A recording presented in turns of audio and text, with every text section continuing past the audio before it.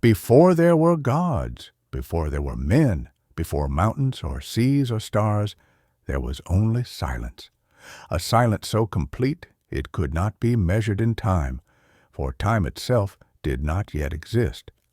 Out of this silence stretched the vast and formless chaos, not chaos as disorder, but chaos as emptiness, a yawning void where nothing yet had shape.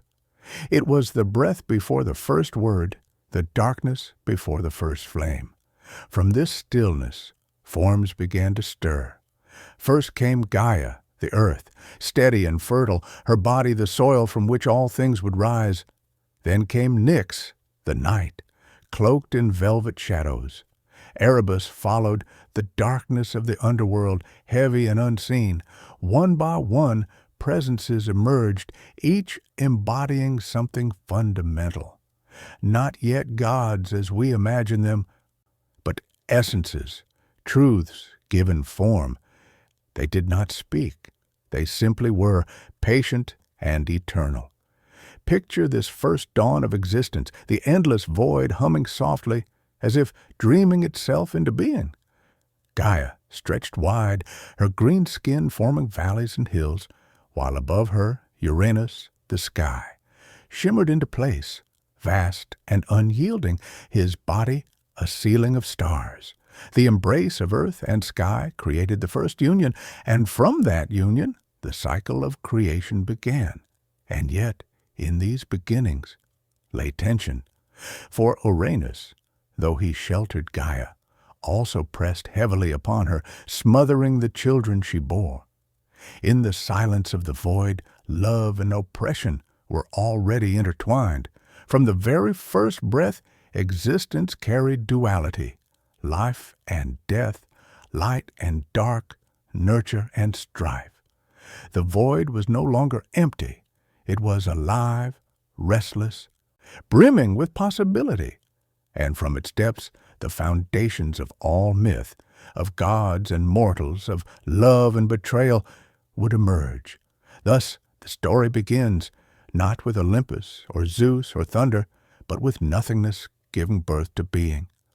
A soft murmur in the dark, a dream that becomes a world, and as we drift with it, we too step into that first silence, into the whisper of creation itself. Out of the primordial silence, creation unfolded like ripples across still water. Gaia, the earth, vast and nurturing, had joined with Uranus, the sky. Their union was both harmony and burden, for the sky pressed down upon the earth so tightly that her children could not emerge freely. Yet, from that pressure, from that tension between embrace and suffocation, came beings who would shape the next great chapter of myth, the Titans. The Titans were not like the Olympians we know from later stories. They were older, heavier, less refined. They embodied forces of the natural world, elements of existence itself. When Gaia gave birth to them, they did not arrive as fragile infants, but as towering presences, embodiments of rivers, mountains, time, and memory.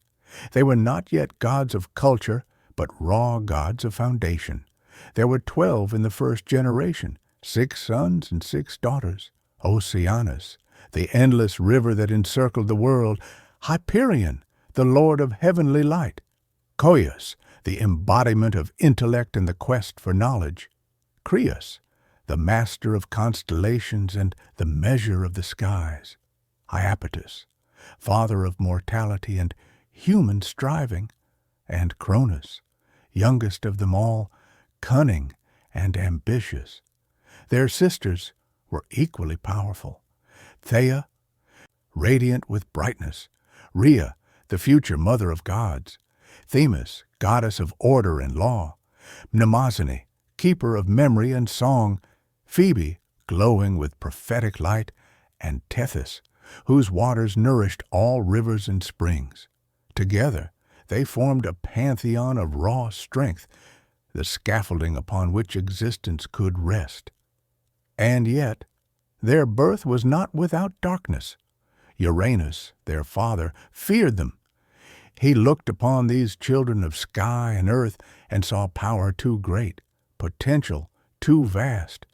And so, instead of letting them flourish, he pushed them back into Gaia, burying them deep within her body. Imagine Gaia's anguish. A mother forced to cradle her children within her own depths, her womb turned into a prison. From this pain, rebellion was born. Gaia groaned under the weight, and in her suffering she plotted. She fashioned a great sickle from unyielding stone, sharp enough to pierce even the sky. She gathered her children and asked who among them would wield it, who would dare strike against their father. One by one the Titans recoiled. They feared Uranus, his vastness, his dominance. But Cronus, the youngest, stepped forward. Clever, bold, ambitious, he accepted the sickle, and with it, destiny. One night, when Uranus descended to embrace Gaia, Cronus lay in wait. As the sky leaned close to the earth, Cronus struck. With one swing of the sickle, he severed his father's power, and from that act, Uranus was undone. Drops of blood fell upon the earth, and from them new beings arose, the Furies, avengers of crime, the giants, fierce and wild, and the Meliae, nymphs of the ash trees. From the severed form cast into the sea, foam rose, and from that foam Aphrodite, goddess of beauty, would one day be born. Thus ended the reign of Uranus, and thus began the age of the Titans. Cronus, having freed his siblings, declared himself ruler. He stood not only as king of the Titans, but as lord of all creation. Gaia and Uranus had birthed the foundations, but Cronus and his kin would shape the first true dynasty of gods. Under Cronus's rule, a golden age unfolded, or so the poets say. Humanity lived in harmony, untouched by hunger or sorrow. The earth gave freely, rivers flowed sweetly, and no man yet knew war. It was a time of innocence, when gods walked unseen among mortals, and life itself was soft as dream. Yet beneath this golden light lay shadows. For Cronus, though a liberator, was also haunted. His father's last words rang like prophecy. As I was overthrown by my son, so too shall you be undone by your child. Fear lodged in Cronus's heart like a thorn. To prevent destiny, he vowed never to let it unfold, and so when his children were born, Hestia, Demeter, Hera, Hades, Poseidon, he devoured them whole. One by one he swallowed them, hiding them within his belly, as his father had once hidden him within Gaia. The cycle of oppression had returned, cloaked now in the golden glow of power. Here lies the mystery of myth. Every dawn carries its dusk, every creation carries destruction. Uranus smothered his children out of fear. Cronus swallowed his out of dread. Light and dark danced together, order and chaos never far apart. Even in an age called golden, terror lurked beneath the surface. Yet not all hope was lost. Rhea, sister and consort of Cronus, bore child after child, only to see them consumed. At last, weary of her husband's hunger, she turned to Gaia for help. When her youngest, Zeus, was born, Rhea hid him away in a cave on the island of Crete. She swaddled a stone in cloth and gave it to Cronus, who swallowed it whole, believing he had once again outwitted fate. But Zeus grew in secret, nourished by nymphs, guarded by warriors who clashed their shields to drown his cries. The stage was set. The Titans had risen from the void, overthrown their father, and claimed dominion. Yet already the prophecy whispered through the air that one child would rise to overthrow the tyrant. The cycle would continue. Order would shatter once more. Thus, The birth of the Titans was not merely the beginning of power, it was the beginning of a pattern, a rhythm of rebellion, succession, and strife. Each generation would rise against the one before, bound by destiny, unable to escape the gravity of prophecy. It is a pattern both haunting and hypnotic, reminding us that creation is never final, that every crown carries its shadow. And so, from the formless silence of chaos to the heavy steps of Titans, mythology unfolds like a dream that remembers itself.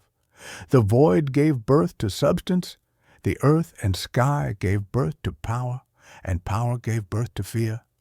From fear came tyranny, and from tyranny came rebellion. And in that endless cycle, we hear the echo of humanity itself. For in every age, we too wrestle with the tension between order and freedom, between legacy and change. The Titans still loom in memory, colossal figures standing on the threshold between void and divinity. They are not forgotten, for their story is not simply of gods, but of the raw pulse of creation itself. And as the golden age dimmed, as Cronus swallowed his children, the next chapter stirred quietly in the shadows. The rise of Zeus and the storm of war that would shake the heavens. When Cronus seized the sickle and struck against Uranus, he did more than end his father's reign. He set in motion a cycle of fear and destiny that no god could escape. For though he stood as king of the Titans, ruler of heaven and earth, his throne was haunted by prophecy. Uranus, broken and dethroned, had spoken a final curse. Just as I have been undone by my son, so too will you be undone by yours. At first, Cronus appeared unshakable.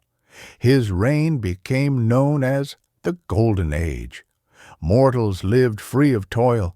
The earth yielded without plow or seed, and no man knew hunger. The gods walked unseen among humans, their presence more like a warm breeze than a thunderclap. It was an age of peace, untouched by war. Yet beneath the golden calm lay Cronus's gnawing dread. He knew that prophecy does not sleep, so when his wife and sister Rhea bore him children, he acted with cruelty masked as caution. Hestia, the firstborn, swallowed whole. Demeter, goddess of the harvest, devoured before she could cry. Hera, goddess of marriage, taken into his belly. Hades, Poseidon, all consumed in turn. Each child swallowed alive, each hidden within the depths of Cronus's body, where they remained imprisoned in darkness. Rhea wept with every birth. She had carried her children, felt their hearts beat against her own, only to see them vanish into her husband's insatiable fear. The golden age became golden only for Cronus, while his children languished, swallowed by their father's terror. Yet prophecy is stubborn. It bends, but does not break. When Rhea bore her sixth child, she could not bear to see him devoured. She journeyed to Gaia, her mother, and begged for guidance. Gaia, ever the Earth Mother, still remembered the pain of Uranus pressing her children into her depths. She pitied Rhea and devised a plan. When Zeus was born, Rhea hid him away in a cave on Crete, a hidden place among jagged cliffs and whispering seas. There, nymphs nursed the infant, and warriors known as the Curetes clashed their shields to mask his cries from Cronus's ears. In Zeus, hope took root. Rhea, meanwhile, wrapped a stone in swaddling cloth and handed it to her husband. Cronus, blind with fear, swallowed it whole without question. He thought himself clever, safe from fate. Not realizing that destiny already stirred against him, Zeus grew in secret, nourished by honey and the milk of the goat Amalthea. In time, he grew not only strong of body, but strong of purpose. Guided by Gaia's wisdom, and Rhea's courage, he learned of his father's tyranny, of his siblings imprisoned in darkness. He vowed to free them, to restore balance, to fulfill the prophecy whispered at his birth. The plan unfolded with cunning as much as strength. Zeus, grown to manhood, disguised himself and entered Cronus's court. There he served as cupbearer, pouring nectar and wine for the king who never suspected his youngest son stood before him. One night, Zeus offered Cronus a drink laced with a potion crafted by Metis, goddess of wisdom and cunning. The draught churned within the Titan's belly, and Cronus convulsed. One by one, he vomited forth the children he had swallowed. First came Hestia, gasping as if reborn, then Demeter, Hera, Hades, Poseidon, each emerging whole, unharmed, though imprisoned for years, and with them the stone Rhea had once given, proof of Cronus's folly. United at last, the children of Cronus stood beside Zeus, no longer captives, but allies. The prophecy had awakened. What followed was war, the Titanomachy, the war between the old gods, the Titans, and the new gods, the Olympians.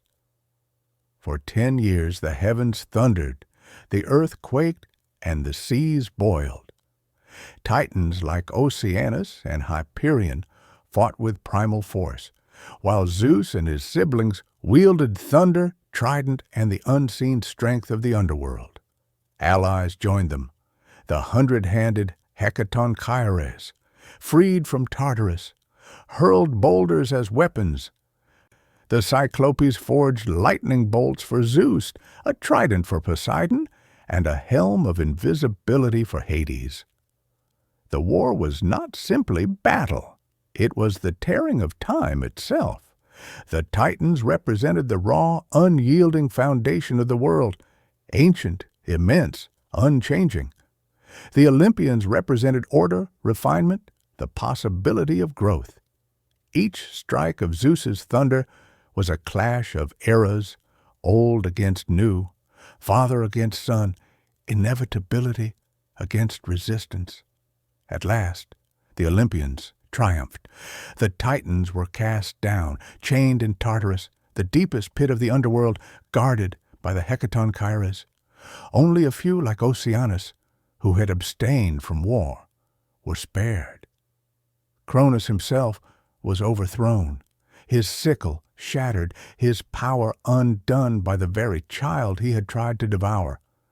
The prophecy had come full circle. And yet, in some tales, Cronus's fate softened. Later myths imagined him not eternally chained, but ruling a paradise in the Isles of the Blessed, where heroes found rest.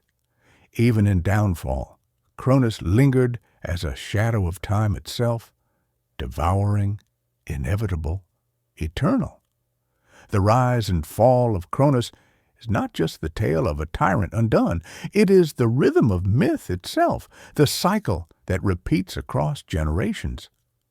Uranus feared his children and was overthrown. Cronus feared his children and was undone. Zeus, too, would face challenges from his heirs. The cycle whispers of human truth. Power breeds fear, fear breeds tyranny, and tyranny breeds rebellion. It is a pattern as old as myth and as present as history. In the fall of Cronus, we see the ending of one age and the beginning of another.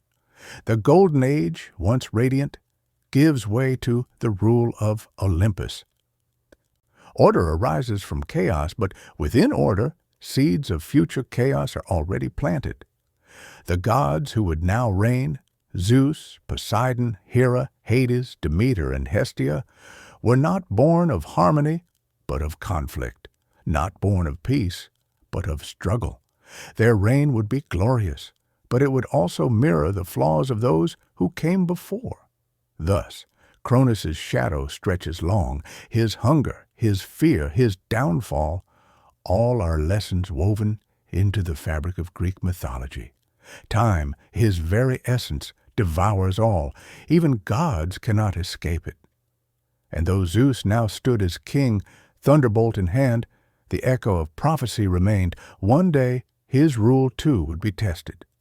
So the story continues, as myth always does, light against dark, freedom against fear, beginnings born from endings.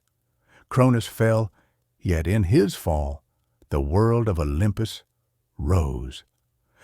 And from this rise came the gods whose names still echo across millennia, their dramas reflecting both divine power and human frailty.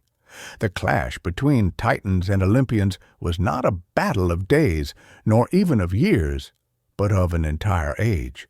For 10 long years, the heavens and the earth trembled as the old order fought against the new, each unwilling to surrender its claim to existence. This war, known as the Titanomachy, was the fulcrum upon which all of Greek mythology balanced, the moment when time itself seemed to split between what had been and what was yet to come. The sides were drawn sharply.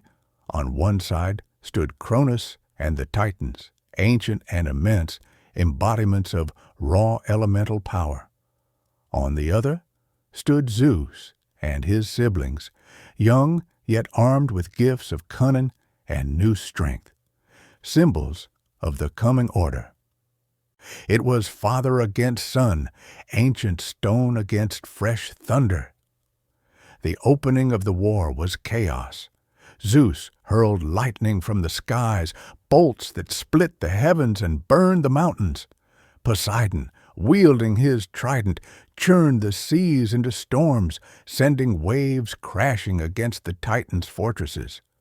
Hades, cloaked in his helm of invisibility, slipped unseen into enemy lines, striking terror into those who never saw their attacker. Yet the Titans were not easily shaken. Hyperion shone with the brilliance of the sun, blinding the Olympians. Iapetus, father of mortality, fought with an iron will, embodying the weight of inevitability. The ground itself seemed to resist change, siding with the Titans who had ruled for so long. The war dragged on, neither side able to claim victory. The very elements were torn apart. Sky against earth, sea against mountain, darkness against fire. Rivers boiled, forests burned, and mountains cracked. Mortals, still fragile in these early days, watched the heavens convulse, not knowing whether the world would survive at all. Yet Zeus knew that strength alone would not win the war. The Titans were vast, and their power deeply rooted in the world's foundation. To overcome them, the Olympians needed allies. So Zeus descended into Tartarus, that deepest pit of the underworld, where Gaia's earlier children, the Hecatoncheires and the Cyclopes, had been imprisoned by Cronus. The Hecatoncheires, beings with 100 arms and 50 heads, had once been feared even by their parents. The Cyclopes, single-eyed giants, had been exiled for their raw, uncontrollable power. But Zeus saw not monstrosity, but potential. He freed them from their chains, offering freedom in exchange for allegiance. Grateful, they agreed, and in return, they gave the Olympians weapons unlike any the world had ever seen. For Zeus, they forged thunderbolts, not mere sparks, but storms bound in a single hand. For Poseidon, they crafted the trident, a weapon that split the seas themselves. For Hades, they gave a helm of invisibility, allowing him to move unseen and strike with terror. These gifts tilted the balance, transforming the Olympians into forces of unstoppable might. Renewed, the war surged into its final brutal phase. The Hecatoncheires hurled mountains with their 100 arms, battering the Titans with the weight of the very earth. Zeus unleashed thunderstorm after thunderstorm, bolts so fierce they scorched the sky black. Poseidon shattered cliffs and drew the oceans inland, drowning fortresses. Hades, unseen, struck down titan after titan, his helm cloaking him in the terror of shadows. At last the titans faltered. Their strength, once eternal, waned under the relentless storm of new power. One by one they fell, subdued by chains forged in the fires of Tartarus. Cronus himself was seized, his sickle shattered, his reign ended by the very prophecy he had feared. The old order had collapsed, and the new stood triumphant.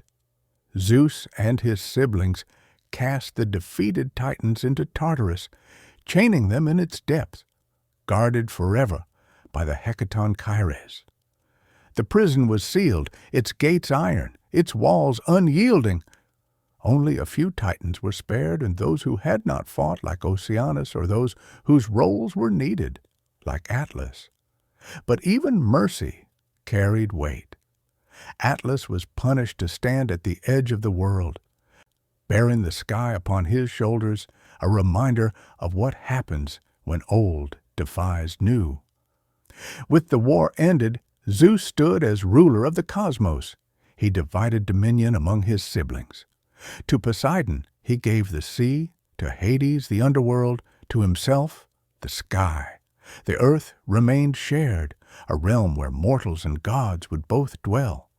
Order had been restored, but it was not the old order of Titans. It was new, dynamic, fragile, yet radiant.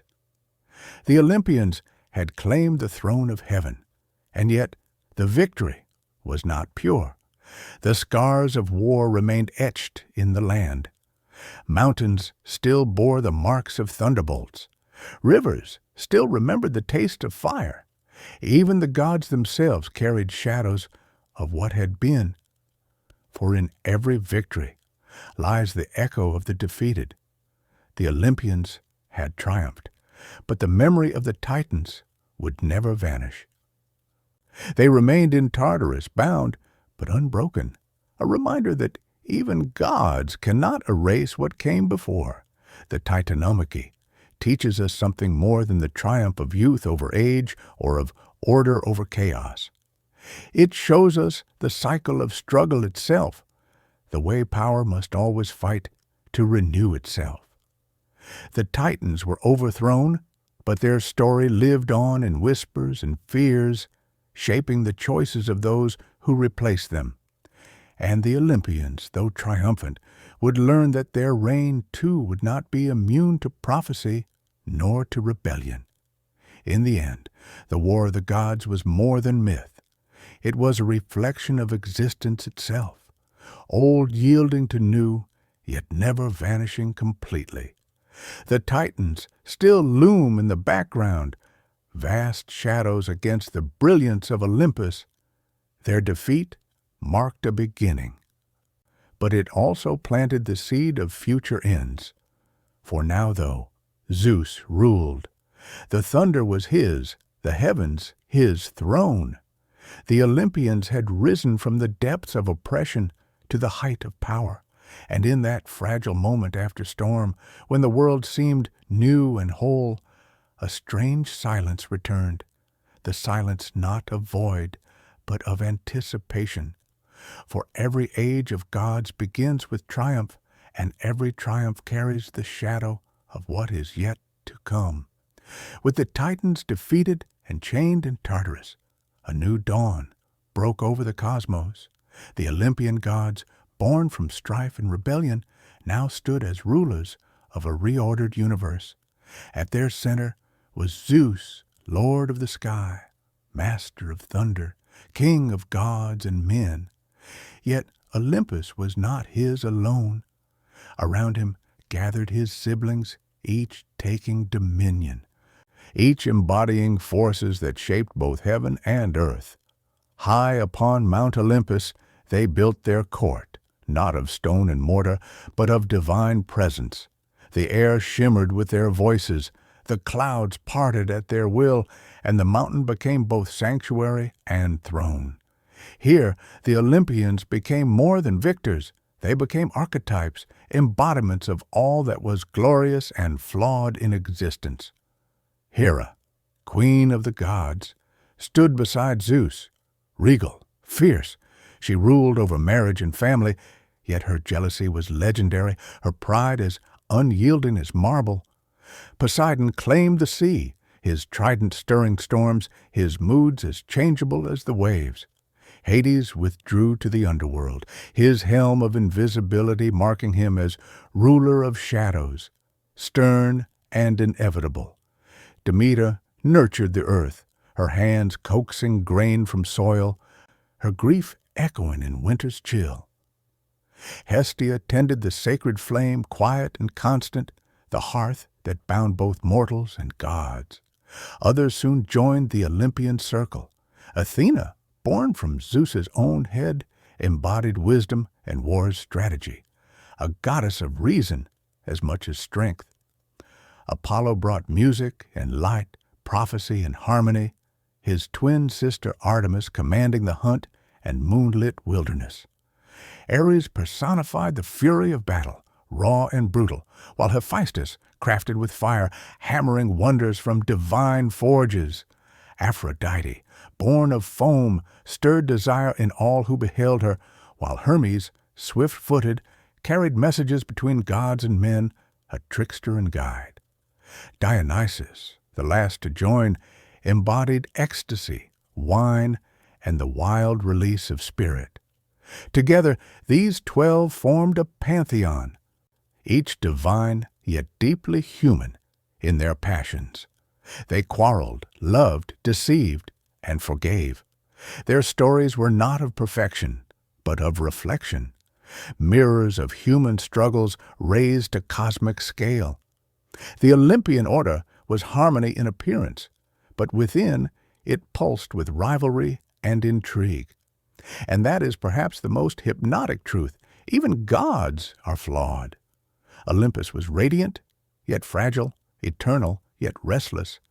Its brilliance lay not only in the thunder of Zeus or the wisdom of Athena, but in the way it wove beauty and imperfection into a single, enduring tapestry, one that would echo across centuries, shaping myth, art, and imagination forever.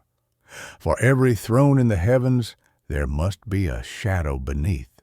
While Zeus claimed the skies and Poseidon stirred the seas, the third brother, Hades, descended into realms no sunlight touched. His kingdom was not Olympus nor earth, but the underworld, the domain of the dead. To the Greeks, this place was not merely darkness, it was the inevitable destination of every mortal soul, a landscape both feared and revered. The underworld was reached not by path or road, but by death itself. When the final breath left a body, the soul drifted as a shade, carried downward to the realm of Hades. At its border flowed the great rivers, 5 in all, each marking a boundary between life and what comes after. The Styx, river of unbreakable oaths; the Lethe, river of forgetfulness; the Acheron, river of sorrow; the Phlegethon, river of fire; and the Cocytus, river of wailing. Together they wove a net around the realm of shadows, separating it from the world of the living. At the threshold waited Charon, the ferryman. He was grim, silent, his eyes hollow with eternity. For a coin placed in the mouth of the dead, he carried souls across the Styx. Without payment, a soul lingered, restless, a shadow on the river's banks. In this, the Greeks saw both warning and ritual. To neglect burial was to deny the soul passage, to leave it trapped between worlds. Once ferried across, the soul entered Hades' realm proper. There, the great gates loomed, guarded by Cerberus, the 3-headed hound with jaws of iron. Cerberus allowed souls to enter, but none to leave. His snarls a reminder that death is final, a one-way passage into shadow. Beyond the gates stretched the underworld itself, vast, varied, and layered like the tiers of human fate. At its heart lay the plain of Asphodel, where ordinary souls wandered without joy or torment. They drifted like mist, neither suffering nor rejoicing, living echoes of their former selves. For the Greeks, this was the fate of most, not reward, not punishment, but a gray eternity of memory and forgetfulness. Yet other regions carried different destinies.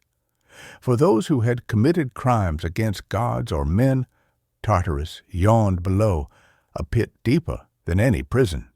Here the wicked endured punishments crafted with cruel precision. Sisyphus strained eternally to push his boulder uphill only for it to roll down again. Tantalus reached forever for water and fruit, yet they slipped from his grasp each time. Ixion turned endlessly upon a burning wheel. These punishments were not mere torments, but symbols, reflections of their sins, eternal mirrors of desire, pride, or betrayal. For the blessed few, another path awaited. The Elysian fields shimmered at the far edge of the underworld, bathed in gentle light. Here the souls of heroes and the righteous dwelled, embraced by eternal peace. It was no fiery heaven, but a meadow of calm, where music drifted and breezes carried joy. In later myths, even the Isles of the Blessed arose, a paradise reserved for the noblest, the purest, those whose deeds had touched eternity. Presiding over this realm was Hades himself, stern, just, inevitable. Unlike his brothers, Hades did not seek conquest or glory. He did not ride storms nor shake mountains. His power was quieter, but no less absolute. All souls came to him eventually, king or beggar alike. His crown was finality, his throne inevitability. The Greeks did not worship him with temples as they did Zeus or Apollo. They honored him with fear, acknowledging his role without inviting his presence. To speak his name too often was to tempt his gaze. Yet even in his sternness, Hades was not heartless.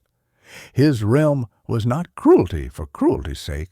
It was balance, order, the inevitable weight of mortality. Life had meaning because death was certain. Even the gods could not wholly escape his shadow. In this way, Hades was less tyrant than keeper, a warden of souls, impartial and eternal. Still, myth gave him one tale that showed passion piercing his calm, the abduction of Persephone. Drawn to her beauty, Hades carried her into his realm, making her queen of the underworld. Demeter, her mother, wept and raged, searching the earth until crops withered and famine spread. At last, a compromise was struck. Persephone would dwell part of the year with her mother in sunlight, part with her husband in shadow. And so the cycle of seasons was explained. Spring and summer for her return, autumn and winter for her descent. The story carried both sorrow and rhythm, reminding mortals that even death is part of life's eternal turning. The underworld was, in many ways, a reflection of the human heart. It held sorrow and peace, punishment and reward, oblivion and memory. It was a mirror of choices, a reminder of limits, and a promise that all roads, no matter how glorious, end in shadow. To the Greeks, to live well was to prepare for this journey, to be buried with coin for Charon, to hope for Elysium, to fear Tartarus, to walk with dignity into Asphodel. In this vision of afterlife, we find the hypnotic duality at the heart of mythology. Death is terrifying, yet it is also order. It is the end, yet it also carries the possibility of peace. It is shadow, yet within that shadow flickers light. Thus, the underworld stands not only as a place of myth, but as a symbol of humanity's deepest truth, that in mortality lies meaning, and in endings we find the seed of eternity. And as mortals drifted to sleep at night, they may have wondered, would their dreams lead them to Elysium's meadow, or to Tartarus's pit, or to the gray wandering of Asphodel? The answer lay always beyond the veil, where Hades kept his quiet, unyielding throne. The reign of the Olympians established order among gods, but among mortals the stories took on a new shape. After the wars of heaven and the binding of titans, the stage turned from the struggles of gods to the struggles of men, yet men who carried divine blood in their veins. This was the age of heroes, a time when the boundary between human and divine blurred, when mortals walked with extraordinary strength and destiny, their lives becoming legends. The Greeks believed that this age followed the golden, silver, and bronze ages of mankind. Humanity was no longer innocent or untested. They were flawed, ambitious, daring, and fragile. Yet the gods still touched their world, sometimes with blessings, sometimes with cruelty. From these encounters were born heroes, not perfect beings, but mortals elevated by fate, by parentage, or by struggle. Their lives, though often tragic, became beacons of meaning, stories retold in song and stone. Among them stood Heracles, perhaps the most renowned. Son of Zeus and the mortal Alcmaeon, Heracles embodied strength beyond measure, but his life was no gift of ease. Driven by Hera's jealousy, for Hera despised the children of Zeus born outside their marriage, Heracles was forced into madness, striking down his own family in a frenzy. To atone, he undertook the 12 labors, tasks so impossible they bordered on cruelty. He slew the Nemean lion, its hide impenetrable to weapons. He captured the golden hind, swift and sacred. He cleansed the Augean stables in a single day, rivers diverted by his cunning. Each labor was a test, not only of strength, but of endurance, patience, and humility. Through suffering, Heracles became immortalized, a hero who conquered monsters, but more importantly, conquered despair. Then came Perseus, another child of divine favor, born of Zeus and Danae. Armed with a mirrored shield, winged sandals, and a sword from the gods, he dared approach Medusa, the Gorgon whose gaze turned men to stone. By reflection, not by direct sight, he struck, severing her head. From her blood sprang Pegasus, the winged horse, and Perseus's triumph became more than personal victory. It was a story of courage against horror, of light against petrifying shadow. Jason, too, carved his place in myth. With his band of Argonauts, he sailed in search of the Golden Fleece, a quest that carried him across seas and through impossible trials. He faced clashing rocks, fire-breathing bulls, and armies risen from dragons' teeth. Yet he succeeded only with aid. Medea, a sorceress who loved him, who betrayed her own family for his sake. Their story was not simply one of triumph, but of betrayal, passion, and tragedy, reminding us that heroes are often bound as much by love as by valor. And then there was Atalanta, swift-footed huntress raised in the wild, favored by Artemis. She joined in hunts and battles, slaying the Caledonian boar with unmatched skill. She vowed only to marry a man who could outrun her, and many failed, falling to her spear. At last, Hippomenes used golden apples given by Aphrodite to distract her, winning the race, though at the cost of divine punishment. Atalanta's story shines because it defies the mold. A woman as fierce and capable as any man, her fate shaped by her will and by the gods' whims alike. These heroes and many more, Bellerophon, who tamed Pegasus, Orpheus, whose music charmed even Hades, Achilles, whose rage reshaped Troy, filled an age with tales that blended human fragility and divine grandeur. They were not gods, yet they were more than men. They suffered deeply, for their greatness carried weight. Yet their names endured, whispered in temples and sung by bards, etched into the very identity of Greek imagination. The Age of Heroes was not simply entertainment for the Greeks, it was philosophy made story. Each hero embodied contrasts. Heracles, strength and suffering; Perseus, courage and cleverness; Jason, ambition and betrayal; Atalanta, independence and fate; Achilles, glory and mortality. They were lessons clothed in myth, showing listeners that greatness is never simple, and destiny always carries a cost. And there was another truth. Heroes were mortal. They could bleed, fall, and die. Even Heracles, after his labors, faced death, consumed by a poisoned cloak, ascending only through agony into divine immortality. Achilles, swiftest of warriors, fell to a single arrow at Troy. Orpheus, whose song nearly reclaimed Eurydice from death, lost her forever through one backward glance. The heroes reminded the Greeks that mortality was inescapable, that even those who brushed against eternity could not escape time's shadow. Yet perhaps that was their allure. Gods were eternal, unchanging, and distant. Heroes were closer, flawed, human, struggling. They showed mortals how to live bravely in the face of inevitable death. Their stories said, "You may not be immortal, but you can be remembered. You may not defeat time, but you can etch your name into song."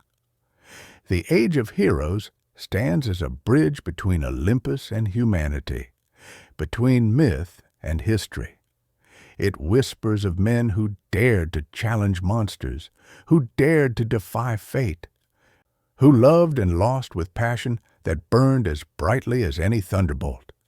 Their triumphs were fleeting, their lives tragic, but their stories eternal. And as this age faded, as the songs of bards turned from individual exploits to epic wars like Troy, the world shifted once again. The gods remained, but the stage grew larger. Heroes would not only battle beasts, but shape the destiny of nations. The Iliad awaited, the Odyssey unfolded, and the Age of Heroes gave way to an age of epic memory, where myth and history entwined, and the echoes of mortal valor carried across time.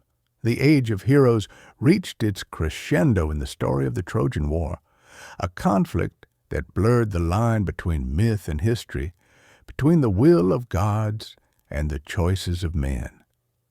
To the Greeks, it was not just a war. It was the epic stage upon which love, betrayal, glory, and ruin unfolded together, each echoing through the centuries in song and memory. It began, as many myths do, with desire and pride. Eris, goddess of strife, cast a golden apple marked to the fairest among the goddesses. Hera, Athena, and Aphrodite each claimed it. To decide, they turned to Paris, a Trojan prince. Hera promised him power, Athena promised wisdom, and Aphrodite promised the love of the most beautiful woman in the world, Helen of Sparta. Paris chose Aphrodite, and with that choice, destiny tightened its grip. Helen was taken from her husband, King Menelaus, and the Achaeans rallied to reclaim her, launching 1,000 ships across the sea. The war raged for 10 years. On the plains of Troy, gods and mortals fought side by side. Achilles, swift and furious, struck terror into the Trojans. Yet his wrath consumed him as much as his enemies. Hector, noble prince of Troy, defended his city with valor, but fell beneath Achilles' spear. The Iliad tells of battles and duels, but also of grief, of the humanity that lingers even in the heart of war. The gods themselves quarreled and interfered. Zeus sought balance, while Hera and Athena sided with the Greeks. Aphrodite with the Trojans. The war became a mirror of divine rivalry, every clash of swords echoing the jealousies of Olympus. Yet even gods could not prevent fate. Troy was doomed. At last came the ruse of the wooden horse, a gift left at Troy's gates. The Trojans, believing it a token of surrender, brought it within their walls. By night, Greek warriors emerged, opening the gates. The city burned, its towers collapsing in fire and screams. Troy, once proud, fell not to strength, but to cunning. And yet the war did not end in triumph. The Greeks who survived carried curses home, storms scattered them, betrayals awaited them, and Odysseus wandered for 10 long years before reaching Ithaca. The Trojan War was victory and ruin at once, glory and devastation intertwined. For the Greeks, this epic was memory preserved, a story of love's spark igniting war, of gods meddling in human fates, of heroes whose glory outlived their fragile lives. To hear the tale was to drift into a dream where immortality was not in living forever, but in being remembered. Every age has its dawn, its golden noon, and its twilight. For the Olympians, the twilight came not through a single war or prophecy fulfilled, but through a gradual fading as human belief shifted and the world itself changed. The gods of Greece, once radiant and terrible, began to recede into story, their thunder dimming, their temples growing quiet. This decline was not a collapse but a transformation, a slow surrender of living faith into the realm of memory and myth. The seeds of this fading lay within the gods themselves. From the beginning, the Olympians reflected humanity, their passions, rivalries, and flaws. They quarreled, deceived, loved, and raged. They were immortal, but they were not infallible. As human societies grew more complex, questions arose. Were these gods truly worthy of eternal devotion, or were they echoes of an earlier, simpler age? Philosophers were among the first to whisper such doubts. Hesiod had sung of the gods as mighty rulers, but later thinkers sought deeper truths. Xenophanes of Colophon mocked the idea of divine jealousy, suggesting that if horses had gods, they would imagine them with hooves. Plato turned myth into allegory, interpreting stories of gods as symbols of moral or natural forces. Aristotle spoke of an unmoved mover, a principle of pure reason, distant from Zeus's thunder and Aphrodite's charms. Slowly, philosophy shifted belief from vivid personalities toward abstract principles. The gods, once seen as living beings, became metaphors for order, beauty, justice, or desire. Even in worship, cracks appeared. The great temples of Zeus at Olympia, Athena at the Parthenon, Apollo at Delphi, they stood as wonders of stone and devotion. Pilgrims brought offerings, oracles gave riddled prophecies, priests performed sacred rites. Yet beneath the rituals, doubt grew.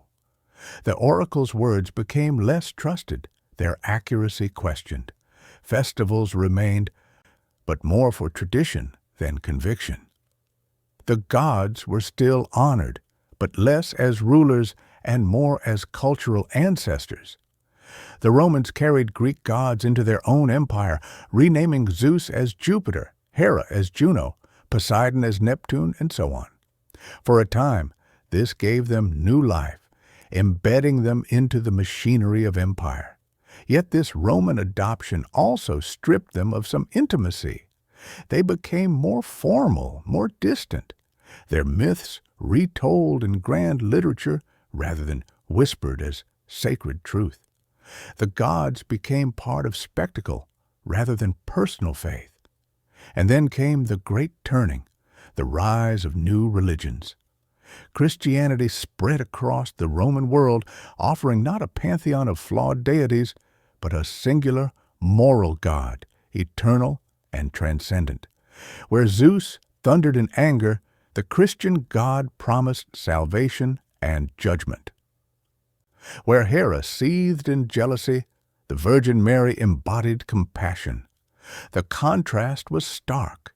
Myth gave way to doctrine, story to scripture. As churches rose, temples fell silent. By late antiquity, the Olympians had lost their worshippers, surviving only in memory and art. Yet their decline carries a haunting duality. On one hand, they vanished as living gods, their altars abandoned, their names spoken less in prayer than in poetry. On the other, they never truly died. For unlike many forgotten deities of ancient worlds, the Olympians transformed into symbols, eternal through story. They became characters in plays, subjects in paintings, muses for poets. Homer's epics were still sung, not as devotion, but as heritage. Sculptors still carved Athena's wisdom and Aphrodite's beauty, not as idols, but as ideals. In their decline, the gods became immortal in a new way, no longer worshipped, but remembered. The decline of the gods is also a mirror of humanity's shifting relationship with the unknown. In early ages, the world was terrifying. Storms, earthquakes, famine, love, war. The gods personified these forces, giving them faces and names. As humans grew in knowledge, they no longer needed Zeus for thunder or Poseidon for waves. Science, philosophy, and new religions filled those spaces, yet the longing for story, for meaning, remained. And so the gods lingered, not in temples, but in the imagination. There is mystery here, too. Did the gods fade because belief faded? Or did belief fade because the gods themselves stepped back, content to retreat into myth? Some later traditions imagine them still alive, hidden, disguised, their power dim but not extinguished. Perhaps they wait in the shadows of forests, in the marble ruins of their temples, in the stories we retell. Perhaps their decline was not death, but a transformation into archetypes, eternal symbols dwelling in the collective memory of humanity. The Greeks themselves hinted at such endings. Hesiod spoke of cycles, the golden age, silver, bronze, heroic, and iron, each declining into the next. Just as men grew weaker, so too did their gods grow distant. In this view, the decline of the Olympians was part of a natural rhythm, the ebb and flow of cosmic order. No reign lasts forever, not even on Olympus, and yet, in the very act of decline, they achieved a new form of immortality. The gods of Olympus no longer answer prayers, but they answer imagination. Their stories echo in literature, from Homer to Shakespeare to modern novels. Their images appear in art, from ancient vases to Renaissance frescoes to modern cinema. They inspire psychologists and philosophers who see in them archetypes of the human soul. Zeus as authority, Athena as wisdom, Dionysus as ecstasy, Apollo as order. The decline of the gods was not disappearance, but diffusion, their essence flowing into every corner of culture, no longer confined to temples, but alive wherever stories are told.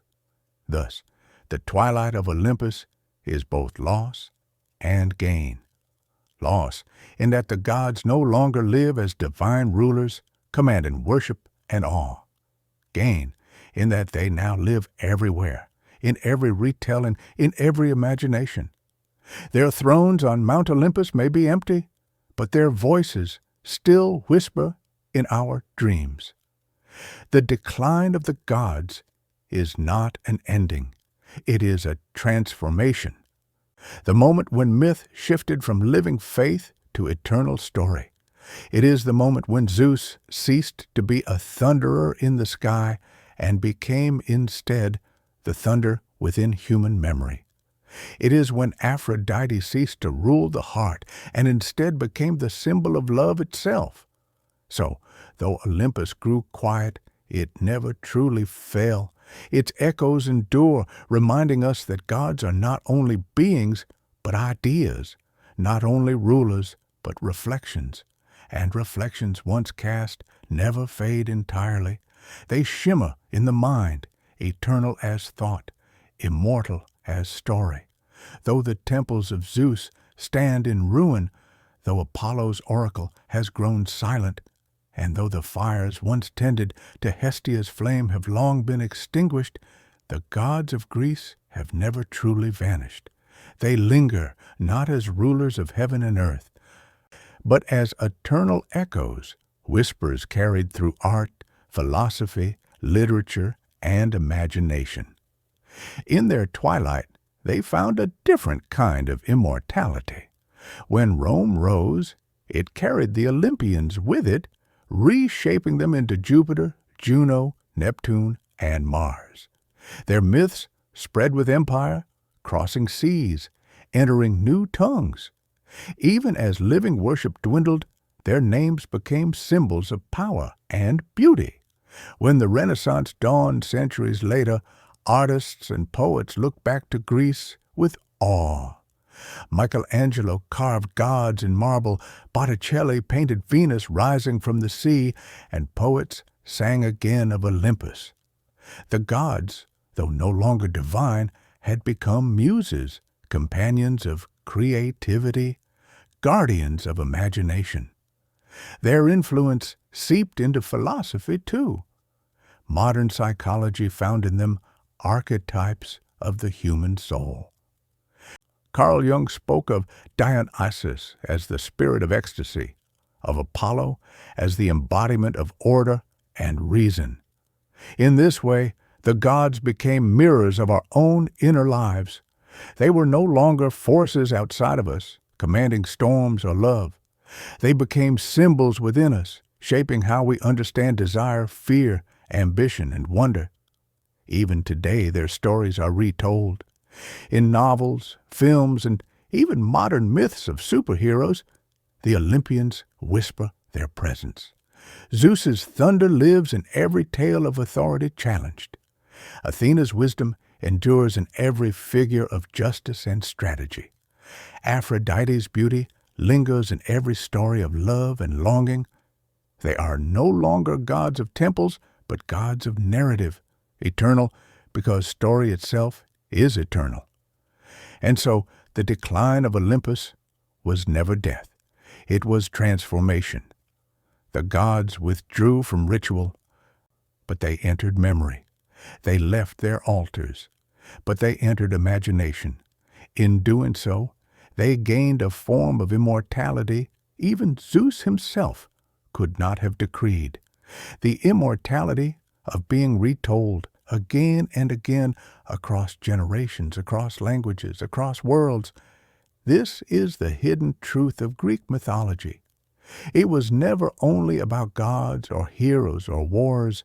It was about humanity's search for meaning, our attempt to shape chaos into story, to give voice to the mysteries of life, death, love, and time.